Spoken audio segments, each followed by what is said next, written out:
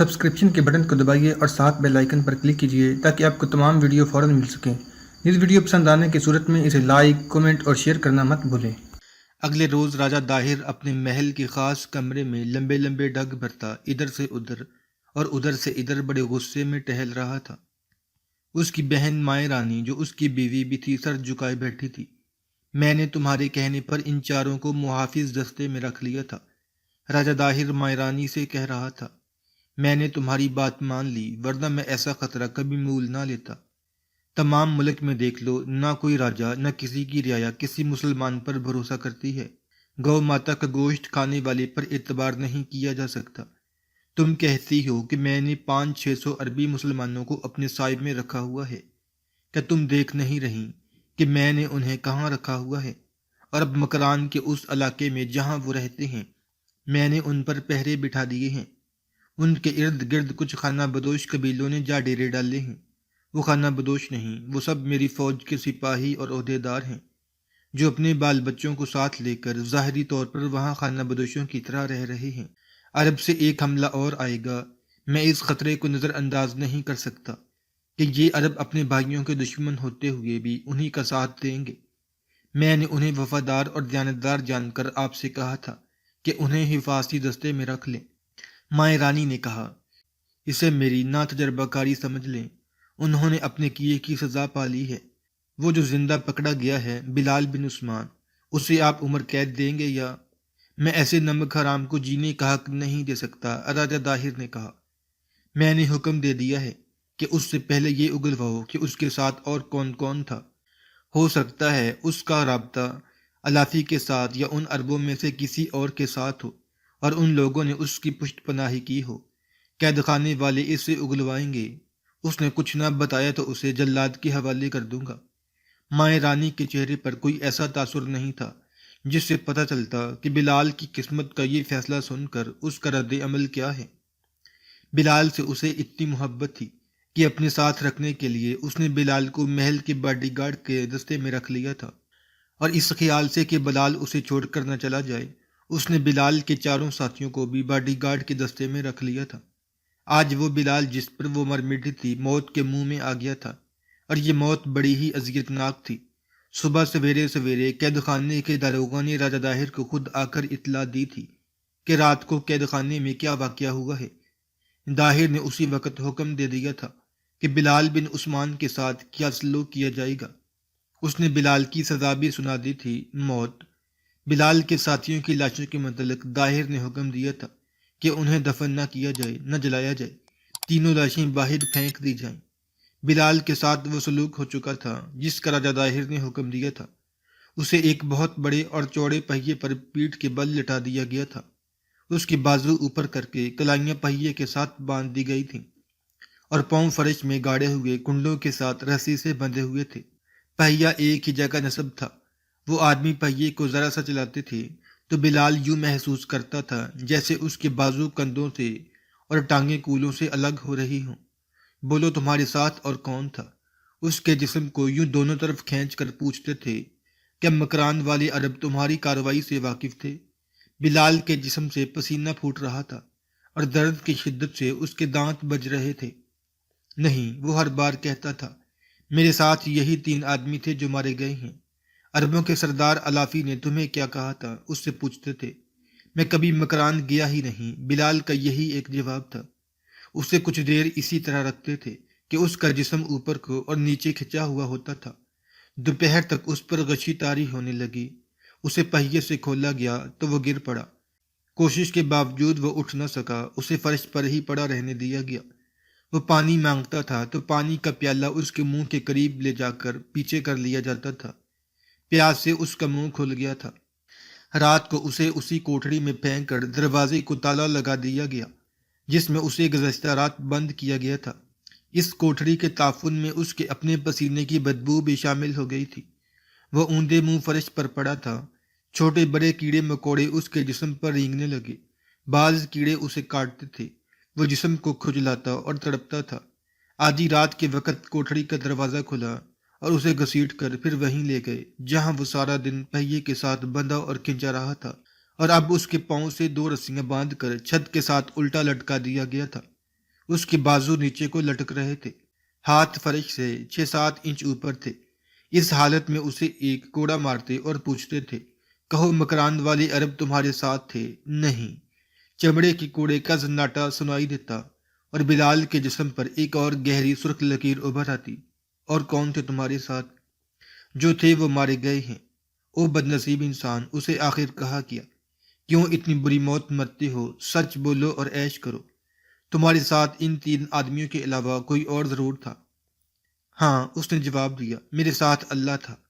اسے ایک اور کوڑا مارا گیا، اس کا الٹا لٹکا ہوا جسم کانپنے لگا۔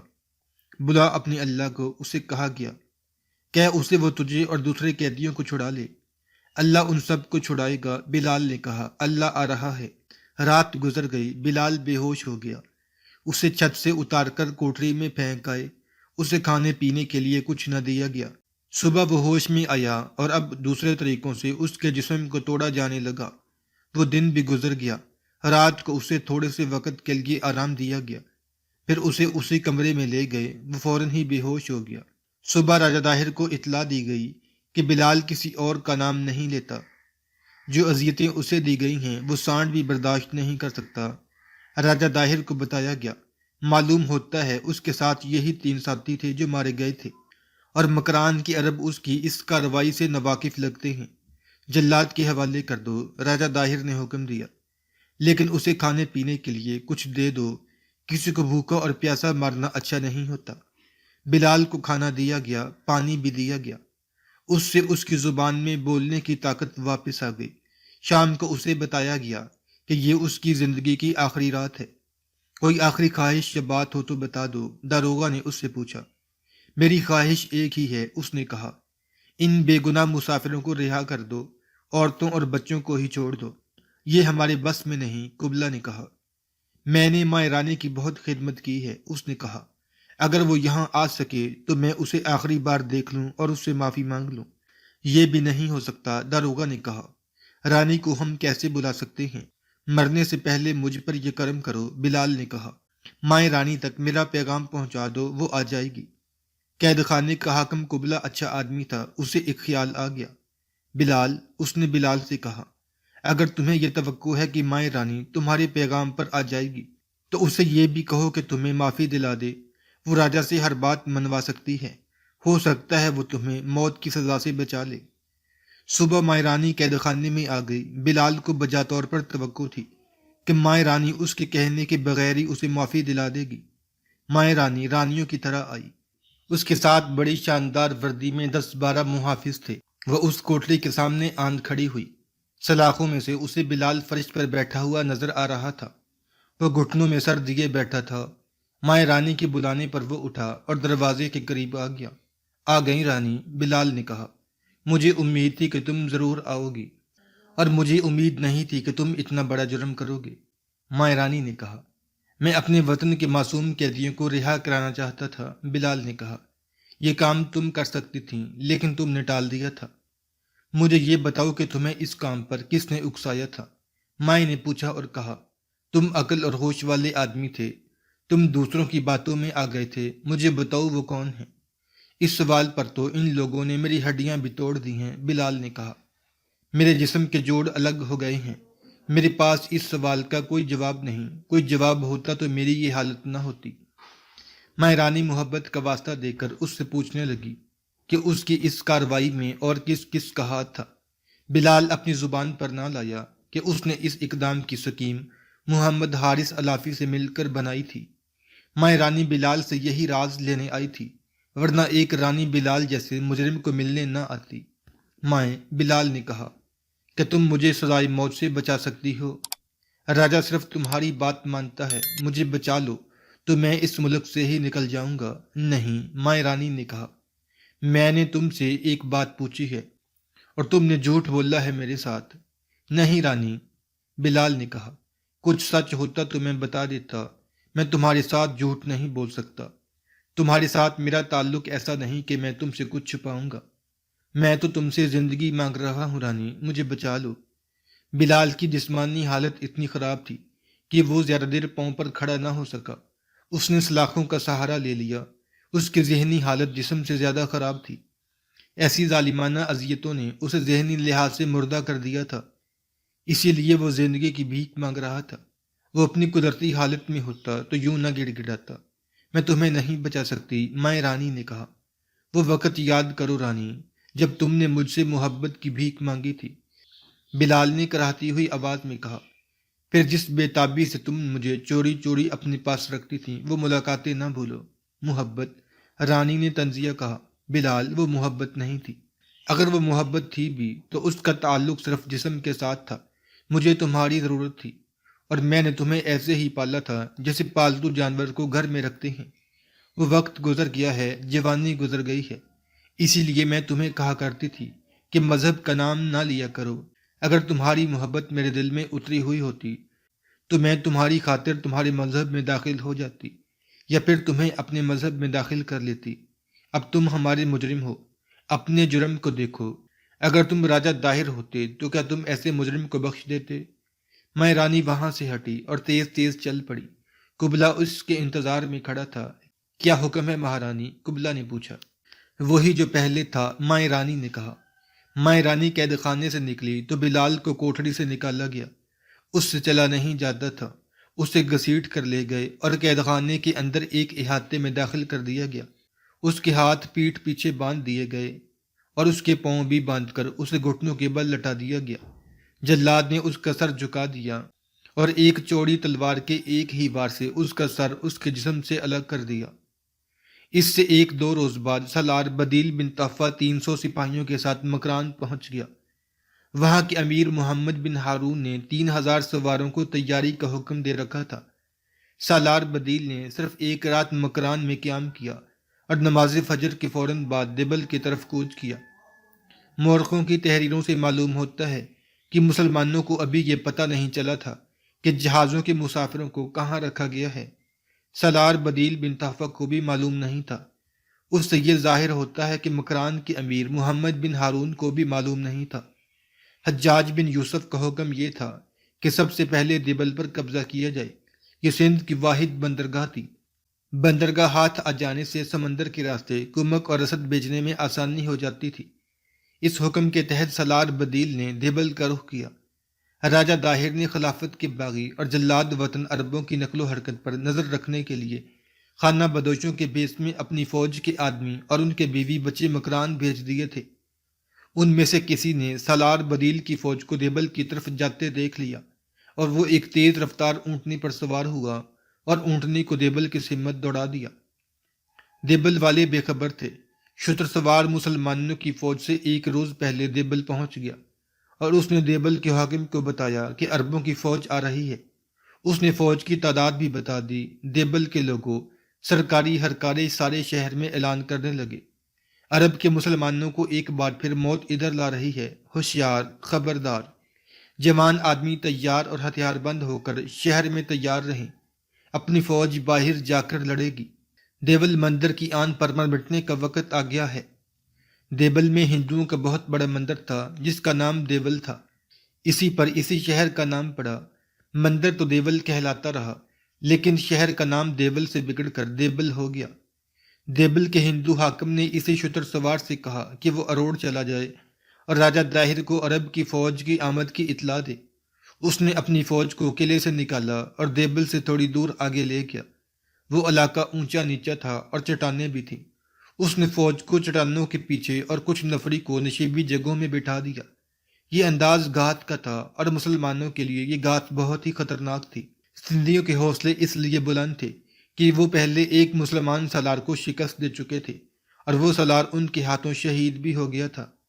اور پھر جس طرح مسلمانوں کی فوج میں کھلبلی مچی اور جس انداز سے یہ فوج پسپا ہوئی تھی، اس سے بھی سندھیوں کے دل بہت مضبوط ہو گئے۔ ان سندھی ہندوؤں کے کمانڈر نے انہیں یہی جنگ یاد دلائی اور ان کے حوصلوں کو مزید مضبوط کیا تھا۔ سالار بدیل اپنی فوج کے ساتھ بظاہر بے خبر چلا آ رہا تھا، لیکن اس نے عربوں کے فن حرب و ضرب کے اصولوں کے مطابق اپنے کچھ آدمی بہت آگے بھیج دیے تھے۔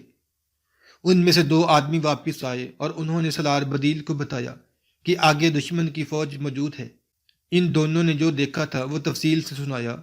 سالار بدیل تجربہ کار جنگجو تھا۔ وہ جان گیا کہ دشمن کو اس کی پیش قدمی کی اطلاع قبل از وقت مل گئی ہے اس نے اپنی فوج کو 3 حصوں میں تقسیم کر دیا، 2 حصوں کو اس راستے سے ہٹا دیا جو دیبل کی طرف جاتا تھا۔ اس نے ایک حصے کو راستے سے دور ہٹ کر دائیں طرف سے آگے بڑھنے کو کہا اور دوسرے حصے کو راستے کے دوسری طرف کچھ دور پیش قدمی جاری رکھنے کو کہا۔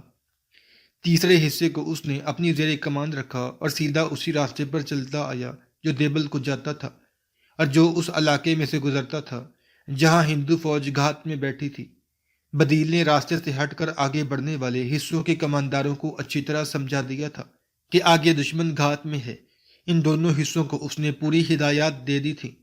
دشمن گھات میں بیٹھا تھا، اس نے بھی اپنے کچھ آدمی مسلمانوں کی پیش قدمی کی خبر دینے کے لیے آگے بھیج رکھے تھے، لیکن وہ دیکھ نہیں سکے تھے کہ مسلمانوں کی فوج اپنی ترتیب بدل چکی ہے۔ دشمن کے ان آدمیوں کی نظر سالار بدیل کے دستوں پر رہی۔ ان دستوں کو دشمن کے آدمی ساری فوج یا ساری فوج کا ہراول سمجھتے رہے۔ سالار بدیل نے اپنی رفتار سست کر لی تھی۔ وہ اپنے دونوں بازوؤں کو گھات کے علاقے میں پہنچ جانے کا موقع دے رہا تھا۔ آخر دونوں حصے اس علاقے کے باہر پہنچ گئے جہاں دشمن کی فوج سالار بدیل کے انتظار میں بیٹھی تھی۔ دونوں حصوں نے دونوں طرف سے دیبل کی فوج پر حملہ کر دیا۔ ان دونوں حصوں کی صورت ایسی تھی جیسے سالار بدیل نے دشمن کو اپنے دونوں بازوؤں میں دبوچ لیا ہو۔ گھات میں بیٹھا ہوا دشمن خود گھات میں آ گیا۔ ہندو اس صورتحال کے لیے تیار نہیں تھے۔ ان میں کھلبلی مچ گئی۔ سالار بدیل قریب پہنچ چکا تھا۔ اس نے جب دیکھا کہ اس کے دونوں بازوؤں نے دشمن کو لپیٹ میں لے لیا ہے تو اس نے بڑا تیز حملہ کر دیا۔ ہندو فوج جو پہلے ہی بے خبری میں دبوچ لی گئی تھی، سالار بدیل کے حملے سے بالکل ہی اکھڑ گئی۔ ہندوؤں نے مقابلہ تو کیا، لیکن وہ جنگ جیتنے کے لیے نہیں، جنگ سے زندہ نکل بھاگنے کے لیے لڑ رہے تھے۔ میدان مسلمانوں کے ہاتھ تھا۔ زیادہ تر نقصان دیبل کی فوج کا ہو رہا تھا۔ اگر سورج غروب نہ ہوتا تو دشمن کی آدھی فوج وہیں رہتی۔ جو شام گہری ہوتی گئی، دشمن کے سپاہی لڑائی سے غائب ہوتے گئے۔ آخر تاریکی نے لڑائی ختم کر دی۔ سالار بدیل کی فوج کی یہ حالت ہو گئی تھی کہ اسی وقت دیبل کی طرف پیش قدمی کے قابل نہ رہی۔ سپاہی مکران سے آ رہے تھے اور اسی حالت میں انہیں لڑنا پڑا۔ شام تک وہ تھک کر چور ہو چکے تھے، وہیں پڑاؤ کیا گیا۔ صبح سالار بدیل نے فوج کو دیبل کی طرف کوچ کا حکم دیا۔ دشمن کے سپاہیوں کی لاشیں میدان میں بکھری ہوئی تھی، انہیں اٹھانے کوئی نہیں آیا تھا۔ ان لاشوں کو رات بھر لومڑیاں، بھیڑیے وغیرہ کھاتے رہے تھے اور صبح گدوں کے غول اتر رہے تھے۔ مسلمانوں کی فوج زیادہ دور نہیں گئی تھی کہ ایک طرف زمین سے گرد کے بادل اٹھتے نظر آنے لگے۔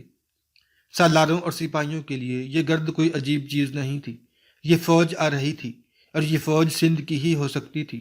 سالار بدیل نے اپنی فوج کو لڑائی کی ترتیب میں کر لیا۔ گرد آگے ہی آگے بڑھتی آ رہی تھی۔ جب زیادہ قریب آئی تو اونٹ اور گھوڑے نظر آنے لگے۔ یہ راجہ داہر کی فوج تھی جو اس نے دیبل کی فوج کی مدد کے لیے بھیجی تھی۔ مورخوں کے مطابق اس فوج کی تعداد 4000 تھی۔ یہ گھڑ سوار اور شتر سوار دستے تھے۔ آگے آگے ہاتھی تھے۔ ایک ہاتھی پر راجہ داہر کا بیٹا سوار تھا۔ اس فوج کی کمان اس کے ہاتھ میں تھی۔ یہ فوج اروڑ سے اسی وقت چل پڑی تھی جب دیبل سے اروڑ اطلاع پہنچی تھی کہ عرب کی فوج دیبل کی طرف آ رہی ہے۔ راجہ داہر نے اپنے بیٹے کو فوج دے کر روانہ کر دیا تھا۔ اس فوج کو ابھی معلوم نہیں ہوا تھا کہ دیبل کی فوج شکست کھا کر بھاگ گئی ہے۔